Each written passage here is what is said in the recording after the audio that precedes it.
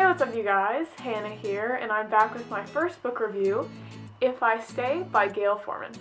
So I'm just going to start off by saying this is one of my favorite books ever. It was actually recommended to me by my English teacher last year, and it's a really quick read. Not entirely sure why. It probably has to do with the fact that it's a really good book, so there's that. So If I Stay is about Mia and her family, and they're involved in a tragic accident very early on in the book, and Mia is left with a choice to stay, as in live and carry on, but without a big aspect of her life, or die and leave behind another big aspect of her life. Mia is in a coma, and she is aware of everything that's going on around her. She can kind of move around her surroundings, but not in a weird supernatural way, just kind of a regular, but you know what I mean, it's not weird.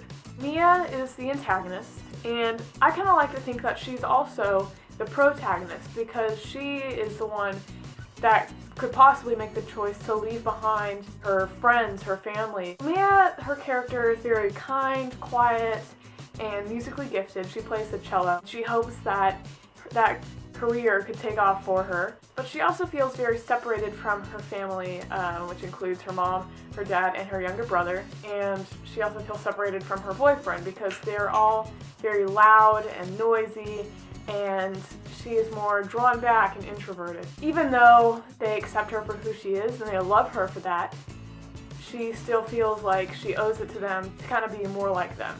She also has a best friend named Kim, and they are very similar in a intelligence, perfectionist manner, and they can pretty much tell each other anything, and even though they fight like all best friends do, they work it out. Do you mind? Okay.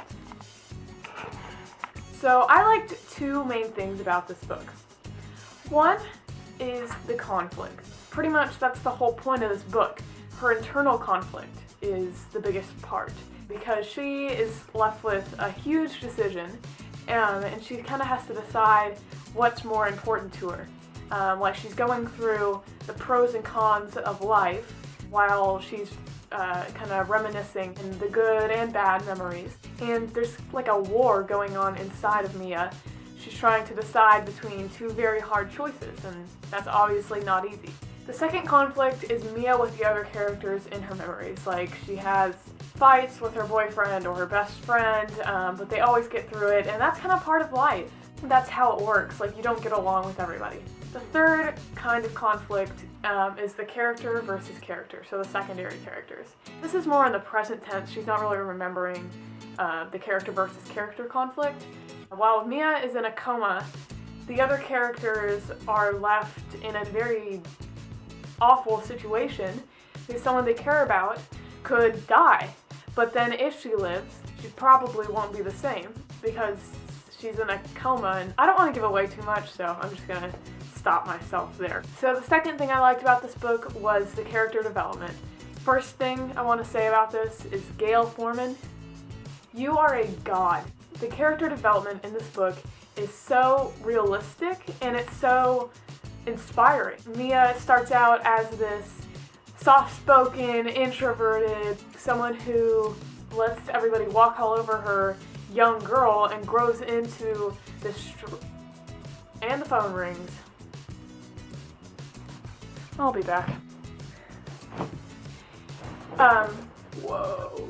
And Mia grows into this strong, beautiful, highly opinionated woman, and that is what I really like about this book. How her relationships grow, how the characters grow, it's phenomenal. So there's actually a sequel to this book called Where She Went.